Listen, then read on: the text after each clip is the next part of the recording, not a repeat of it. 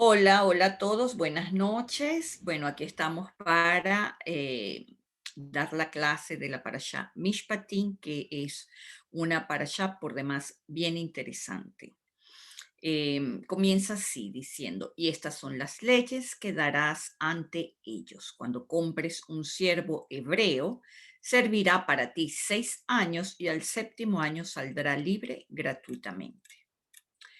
Con esta porción, mis amigos, terminamos el periodo llamado Shobabim. Y es importante saber también que el Shabbat en donde se leyó Mishpatim fue Shabbat Rosh Hodesh Adar. Así que eso potencializa aún más la energía que recibimos de esta porción. Y lo que es importante entender es que la energía no es que llega y se va, la energía se queda y se imprime o se impregna en la atmósfera, que son moléculas de agua. Y ya saben que el agua es magnética. Es importante entender que este mes de Adar es particular porque lo positivo del mes no llega en forma gratuita. Es algo que hay que provocar, como bien nos dice la historia de Purim. Así que con esta porción iniciamos el mes y esto nos dice algo. Vamos a ver qué es lo que nos dice. Mishpatim parece una porción tediosa porque nos habla de las leyes que Dios le da al pueblo que salió de Egipto. Pero si nos fijamos, estas leyes no comienzan en Mishpatim, comienzan en la parashá anterior en Yitro. Comienzan desde el capítulo 20 de Yitro, desde el versículo 18. Y por eso los sabios dicen que Yitro y Mishpatim son una pareja. Yitro es el lado masculino y Mishpatim es el lado femenino. Veamos qué dice en Yitro al final, justo después de que se escucharon los 10 mandamientos. Dice así. Y le dijo el Eterno a Moisés, y así le dirás a los hijos de Israel, vosotros visteis que desde el cielo os he hablado. No hagáis junto a mí dioses de plata o de oro, no los hagáis.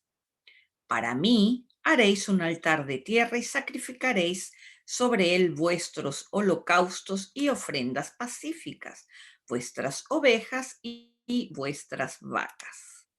Ahora dice, en todo lugar donde yo haré recordar mi nombre, vendré a vosotros y os bendeciré. Y vuelve a hablarnos de la idolatría y dice, y si hacéis para mí un altar de piedras, no las labraréis porque cometerías profanación con el cincel por las imágenes. Y luego nos dice, y no subirás por gradas sobre mi altar para que no se descubra tu desnudez sobre él. En este pasaje bíblico captamos que hay dos versículos que no tienen nada que ver con todo lo que se está hablando aquí. Y eso es lo que vamos a analizar. Entonces, esto quiere decir, mis amigos, que el primer estatuto que Dios nos da apenas se apagaron las luces que revelaron estas 10 palabras llamados los 10 mandamientos o Matán Torah, es el desglosamiento de la idolatría. Esto nos muestra que la Torah busca entrar en los detalles. Ahora, las preguntas que me hago son, ¿cuál es la importancia de todas estas leyes para nuestra vida cotidiana? ¿Por qué Dios se revela para darnos unos estatutos que muchas veces no tienen ni sentido ni una explicación aparentemente lógica para nuestra vida cotidiana? Y por último, es una pregunta que creo que todo el mundo se hace, es ¿qué o quién es realmente este Dios que nos habla en la Torá? Que en su gran magnificencia, porque sabemos que es el infinito, se reduce a sí mismo para ocuparse de estos pequeños detalles de leyes para mantener un orden en este mundo. Aquí hay algo fabuloso que encontré en estos últimos versículos. Vean que en el 2021 de Yitro hay una particularidad. Vamos a ver, Dani, por favor, Yitro 2021. Ese mismo. Entonces, aquí dice, vean que estoy subrayando. En todo lugar donde recordaréis mi nombre, vendré a vosotros y los bendeciré. Eso es lo que está subrayado aquí. Vean que todas las palabras que inician son Aleph, a excepción de Berajot, de las bendiciones. Pero todo lo demás es Aleph. Vean que hay 1, 2, 3, 4 y 5 Aleph. Cuando ven este Shemi es una sola palabra porque está pegada por esta rayita. Entonces se considera que es una sola palabra, que es lo que está en azul. Shemi, entonces también comienza en Aleph. Entonces vemos que hay 5 palabras que inician con el Aleph, así que son 5 Aleph. Cuando veo esto, lo primero que hago es buscar las referencias del 5. El quinto mandamiento es honrar a tu padre y a tu madre. Y no le encuentro una relación lógica que me permita entender por qué esto está metido dentro de esta porción o dentro de este pasaje que habla de la idolatría. Entonces me fui al Génesis y allí es en donde encontré sentido en el quinto día de la creación, porque el quinto día fue en donde se crearon los primeros seres vivientes de este mundo, seres con Nefesh Haya. Ahora vamos a ver qué dice el Génesis 1, 20 y 21. Dice, y Dios dijo que proliferen en las aguas seres vivientes y que vuelen aves por encima de la tierra en el espacio de los cielos. Y Dios creó las grandes criaturas del agua, los seres vivientes que se arrastran y toda ave alada según su especie. Y Dios vio que eso era bueno. Vemos en hebreo la palabra nefesh haya. 2 veces se repite porque la primera es nefesh haya y luego es kol nefesh haya, todas las almas. Y vemos que hay una diferencia gemátrica entre el haya de arriba y el haya de abajo. Perdón. Entonces, nefesh haya es o significa un cuerpo que toma vida, es decir, un cuerpo que toma el Aleph, y de hecho haya tiene un valor numérico 23, igual que la palabra rocío o esparcir, vejazaj. Es decir, que Dios es el Aleph, ese Dios bíblico que vemos que le habla a Moisés, ese Dios bíblico que le habla al pueblo, ese Dios bíblico que se pelea con el faraón, es el Aleph, es esa unidad que se fracciona para ocuparse de cada ser viviente. Y esta es la razón por la cual en Mishpatim hay leyes que definen hasta cómo tratar a un burro. Entonces, mis amigos, este Dios que sí nos escucha, este Dios humanizado o antropomórfico, es el Aleph que se ha esparcido en la creación del mundo, y esto sucedió a partir del quinto día de la creación. De hecho, sin este nivel de creación, no se hubiese podido crear el hombre en el sexto día, que es un nivel superior. El hombre es el que dirige la conciencia de este Aleph, cosa que no puede hacerlo un animal, simplemente porque el animal tiene solo el Nefesh y el hombre tiene el Nefesh y el Ruach, que es el espíritu. Fíjense que si regresamos a la clase de la menorá, van a ver que yo tengo la menorá aquí. No sé si se ve, Dani, ¿se ve bien? Sí, se ve perfecto. Vale. Si ven en la clase de la menorá, sabemos que los días de la creación corresponden a los días de la semana. Entonces, el quinto día corresponde a la Mem, que es la letra de la evolución, que es la letra de la transformación. Y el sexto día corresponde a la Ain, que es el ojo, pero el ojo de dónde? El ojo de la conciencia. Y este día, este ojo de la conciencia es lo que nos lleva al séptimo día, que es la Kuf, la santidad, el Kadosh. Entonces, mis amigos, la Torah nos está diciendo que este Aleph está contigo, es tu Dios personal. Fíjense algo, la Torah nos enseña que el mundo fue creado con la Bet y que el Aleph quedó por fuera, eso nos lo dice el Zohar. Entonces, a partir de Bet, de la Binah, que se creó el tiempo y el espacio, viene quedando el Aleph fuera de esta, digamos, de esta creación de este mundo, de este tiempo y el espacio. El Aleph queda como un eslabón. El Aleph viene siendo este enlace, este eslabón que va a unirnos a el nivel superior de la Binah, que es la Jochma, el Padre. Por eso, el Aleph se disfraza de Dios antropomórfico y es el Dios que mueve las piezas de este mundo. ¿Y cuál es el secreto que está dentro del Aleph?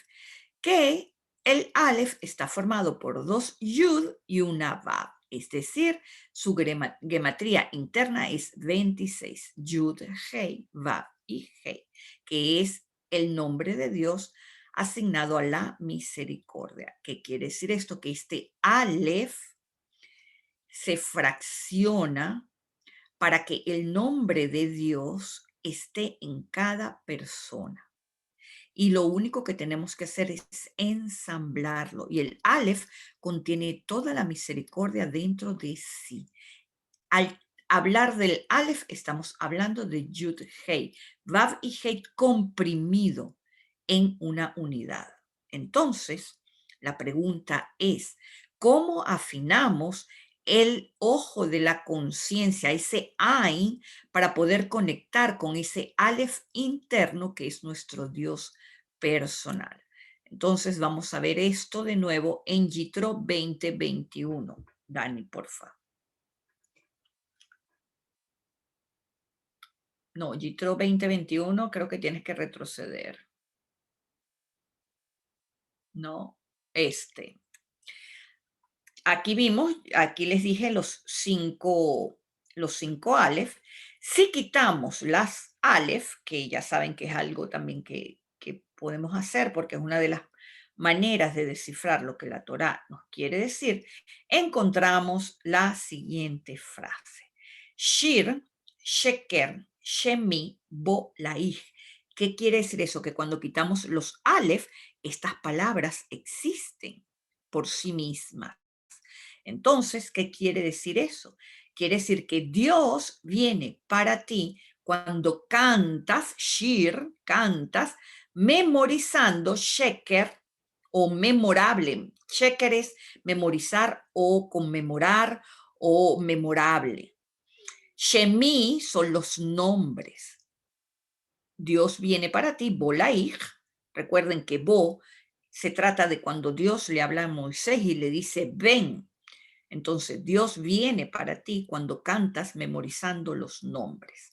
¿Y cuáles son los nombres? Et. Vean, aquí está en azul, Aleph, Tav, que son las 22 letras hebreas. Cada vez que vemos esta contracción, esto nos está diciendo que todo el alfabeto hebreo está incluido aquí. ¿Qué quiere decir esto, mis amigos? Que cuando meditamos, cuando estudiamos con las letras hebreas, vamos refinando nuestra percepción y ampliamos nuestra conciencia. Y eso es un hecho. No puede pasar que una persona medite con las letras hebreas y eso pase por encima.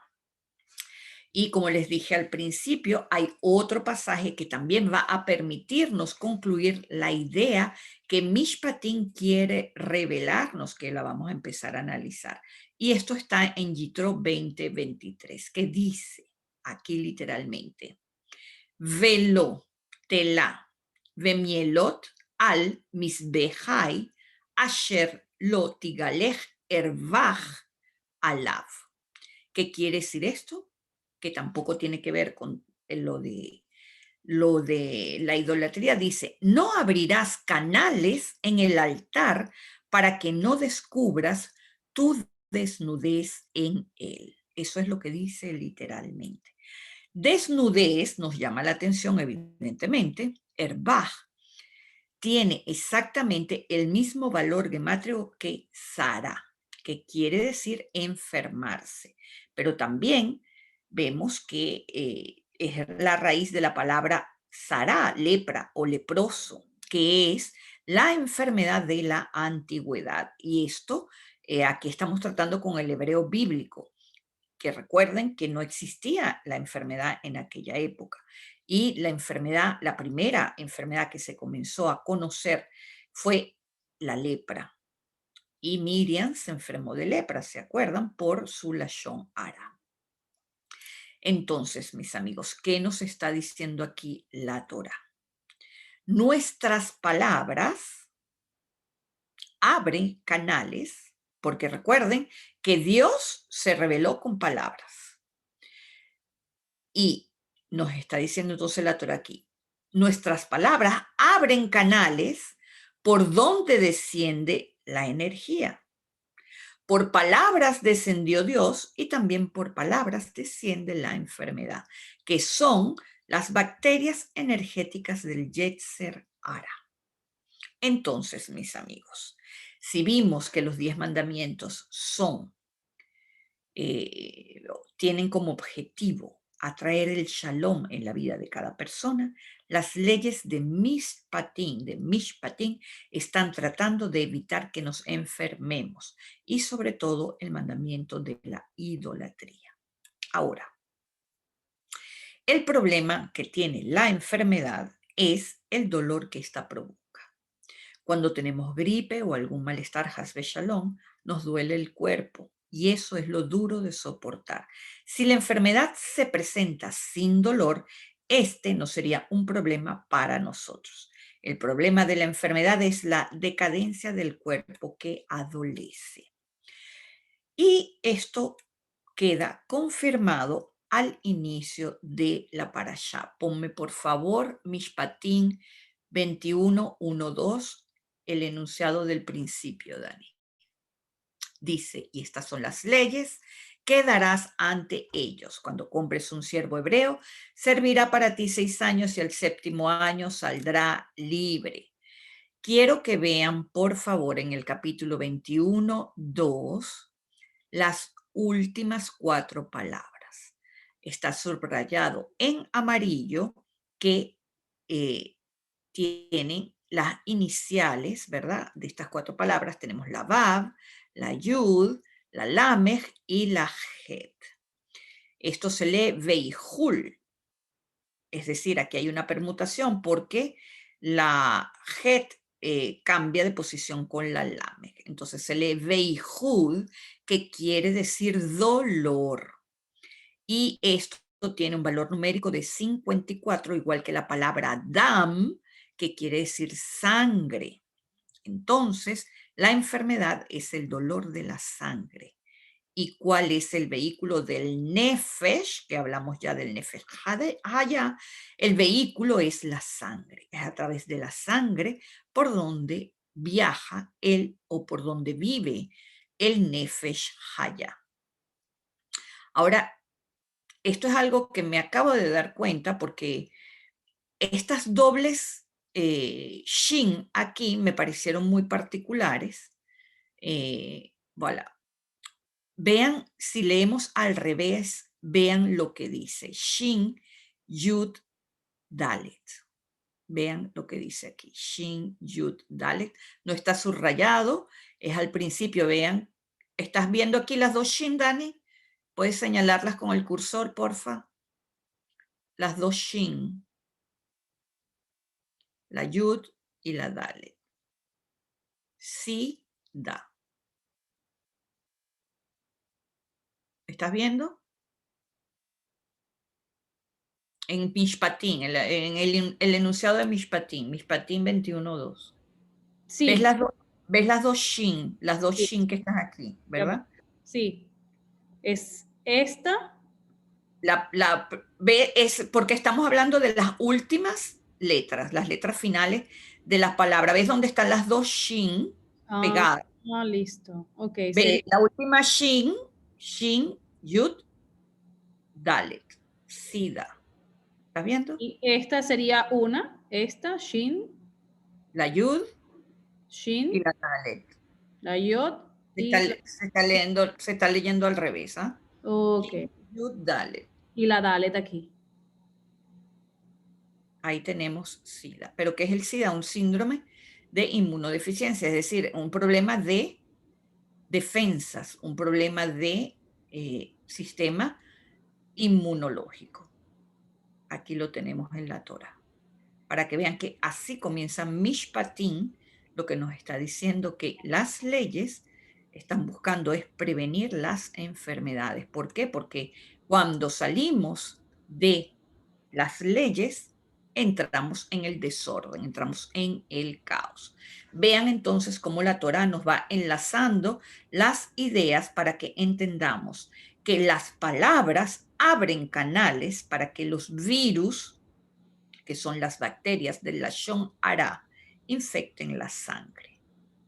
La cura, entonces, es la prevención, es entronizarnos con las leyes universales, porque nos lo está diciendo Mishpatim, es parar de ir en contra de esas leyes, parar de vivir como si estuviéramos partidos en dos, como que si lo que hacemos no tiene ningún impacto en nuestro espíritu, en nuestro ruach.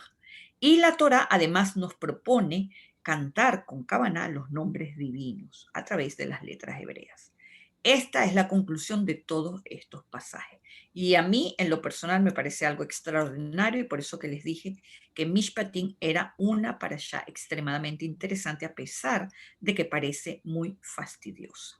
Ahora, si los estatutos comienzan al final de Yitro, la pregunta es, ¿por qué comenzar la parashá con el mandamiento sobre la esclavitud?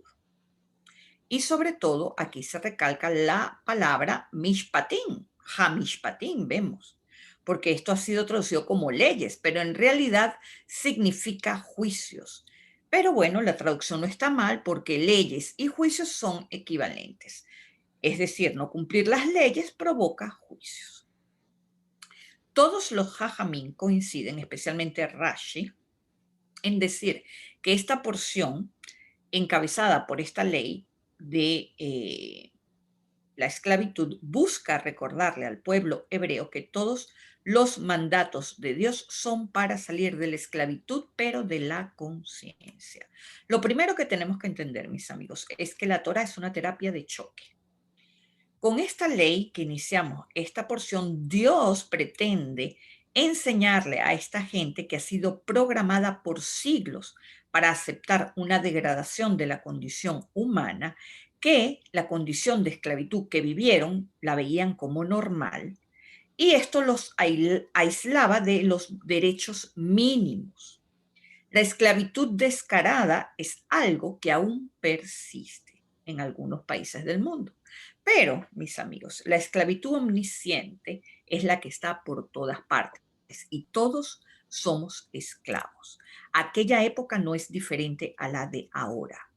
Todos vivimos algún tipo de esclavitud. Todos estamos enlazados en un sistema en el que todos participamos. Por lo tanto, venir a este mundo es en sí mismo entrar en Egipto. ¿Y por qué nada cambia? Porque todo el mundo lo ve normal. Todo el mundo se adapta sin hacer preguntas, sin cuestionar. Nacemos dentro de este sistema y simplemente nos adaptamos, fuimos creciendo programados y nadie lo cuestiona. Al contrario, todos los que comenzamos a despertar de estas tonterías que de verdad ponen el... Es como que si el mundo estuviera caminando al revés y todos los que despertamos y comenzamos a ver el mundo al derecho, que somos una minoría, somos los locos o los anormales. por ejemplo, yo como estudiante de Torah, a mí me gustaría vivir solo estudiando. Pero cuando me enfrento a mis facturas y a las necesidades de mi familia, tengo que bajar a la tierra y salir a adaptarme al sistema. Y cuando me meto allí, tengo que entrar y navegar con el sistema, porque de lo contrario, creo en mí una disociación social. En la Torá, la realización en el plano material es parte del trabajo espiritual. Es la demostración de la luz que recibimos y de nuestra sanidad de conciencia a través de esa luz. Así que la parte material hay que realizarla. Esto, mis amigos, nos dice que no tenemos opción. Si queremos el cambio, ¿es todos o es ninguno? Por eso este Dios que nos posee es el Aleph, porque Él es la unidad, es la conciencia colectiva que funciona como un todo. Es esto lo que tenemos que transformar. Debemos traer este Aleph y hacerlo conciencia, aceptando y amando nuestras diferencias, de modo que podamos aceptarlas como propias. El asunto, mis amigos, es que esto es una lucha contra el mal, contra el faraón colectivo, porque al ser minoría, el sistema nos oprime. La lucha entonces es expandir el despertar para ganar la batalla contra el faraón. Debemos sumar conciencia. Por eso yo les pido que por favor le den like a este video para que el sistema lo proponga a las personas que estén interesadas en buscar estudios de Torah. Cuando uno tiene muchos likes, el sistema lo propone. Entonces, esto hace que se despierte la conciencia. Y cuando seamos mayoría, ahorita somos minoría, mis amigos, pero cuando seamos mayoría, Egipto caerá. Y esto nos los enseña el Éxodo. De hecho, es lo que estamos viviendo exactamente en este momento. Todo lo que aprendimos en este análisis que hicimos es que la Torah se abrió como un canal por donde Hashem descendió y esto fue como una lluvia que no paró y que no ha parado hasta ahora. Cada alma que nace viene con un Aleph. En cada alma está contenida esta esencia divina y esta alma está sujeta a leyes para mantener su sanidad, su cuota de vida. Nos vamos desgastando, nuestro Aleph se va consumiendo por nuestra cupidité, que es esta codicia que tenemos en todos los sentidos, por este querer acaparar todo lo que nos rodea. Para terminar, mis amigos, quiero dejarles un motivo de reflexión. Lo pensé mucho para hacerlo, pero en aras de despertar la conciencia es importante. En el capítulo 24, versículo 1 de Mishpatim, Dios le manda a un grupo de gente a subir a la montaña sagrada. Manda a Moshe, a Aarón, Nadab y Abiú y a los 70 ancianos de Israel. Vean, por favor, que esto se escribió hace más de 3.500 años. Israel aún no existía como país ni como tierra. De hecho, la misma Torá nos habla de Canaán o Kenaán. Y así la Torá se refiere a la tierra prometida. En ninguna parte nos habla de Israel como entidad o como país, excepto en esta porción. Así que aquí tenemos una señal nuevamente y aquí volvemos a ver la misma profecía que se reveló en Beshalach. Aquí en realidad, en esta porción, en este pedacito, nos dice 70 antigüedad de Israel o vejez de Israel. Cuando habla de estos ancianos es porque miskení quiere decir años, antigüedad o vejez. Pero en realidad esta es una interpretación de el traductor, pero también se puede decir 70 años de Israel.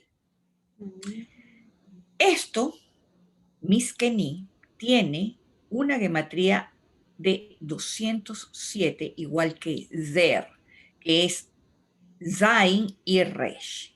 Quiere decir, Zer quiere decir corona o coronación. Le expliqué ya que en el año 70, después de la creación de Israel, se reconoció a Jerusalén como la capital de Israel. Ahora, ¿qué es lo importante de Jerusalén? Ya sabemos que el monte Moriah es la montaña de Dios. Y vean que 207, como Miskeni, es también la gematría de Bejar, que quiere decir montaña.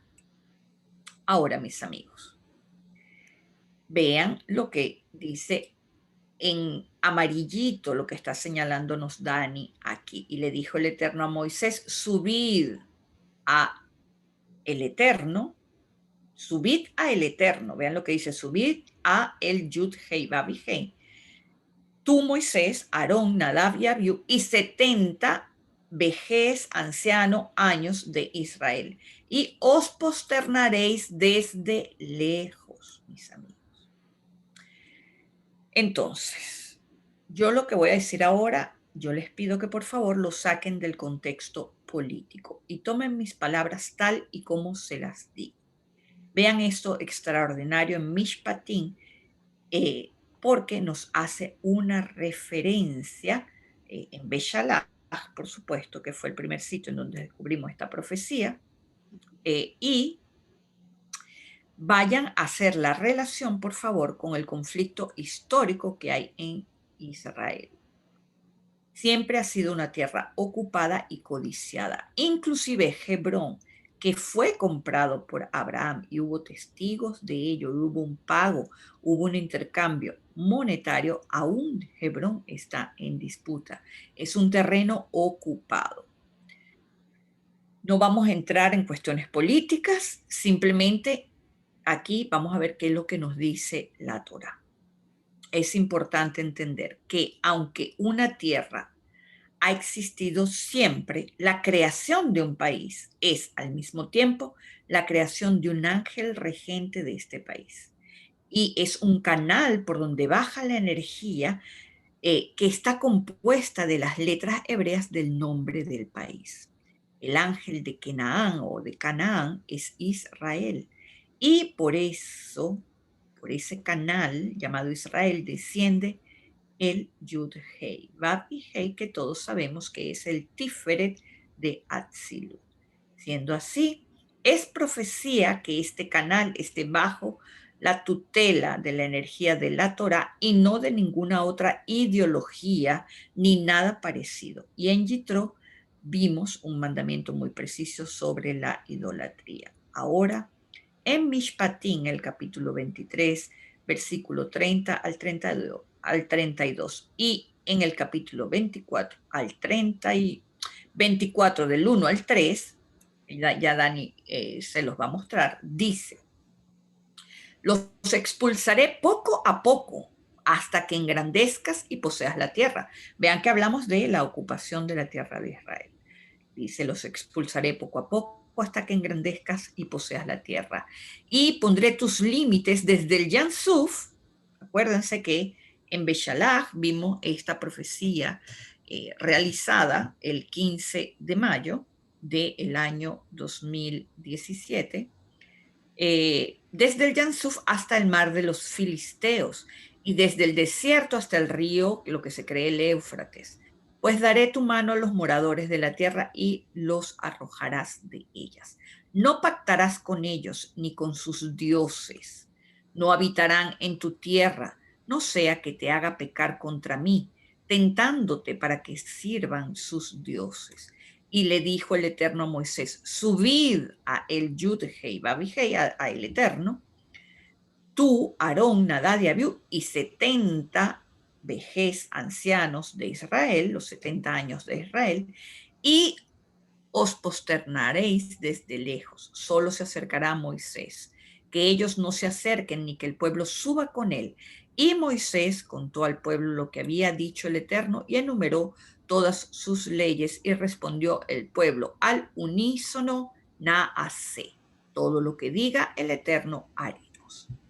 De aquí, mis amigos, nace este famoso Naasé Benishma, que es una frase que ha generado incalculables comentarios e inclusive es el fundamento de la religión judía. Obedecer solo porque lo dice la Torá, aun si no comprendemos nada. Eso es lo que quiere decir Naasé Benishma. Vas a obedecer, vas a hacer lo que te dice la Torá y comprenderás más tarde si estudias o si te viene la comprensión. Pero ya sabemos que en nuestro caso es diferente porque somos estudiantes de Cábala y todo lo que hacemos lo comprendemos. Pero aquí entonces, mis amigos, lo importante es el código encerrado que está en relación con lo que venimos estudiando. Fíjense bien. Si contamos 73 letras a partir de la primera T de MEAT, de poco a poco, MEAT, aparecerá, vean que está subrayado en amarillito, va a aparecer el nombre de la persona que ejecutó esta profecía en el año 70 fundado de Israel. Vean bien. Vean, Meat, la Tet. Sigan viendo 73 letras más tarde, tienen la Resh, 73 letras más tarde tienen el Aleph, 73 letras más tarde tienen la Mem, y por último, 73 letras más tarde tienen la Pei. ¿Qué quiere decir esto? Trump, mis amigos. Ahí tenemos la,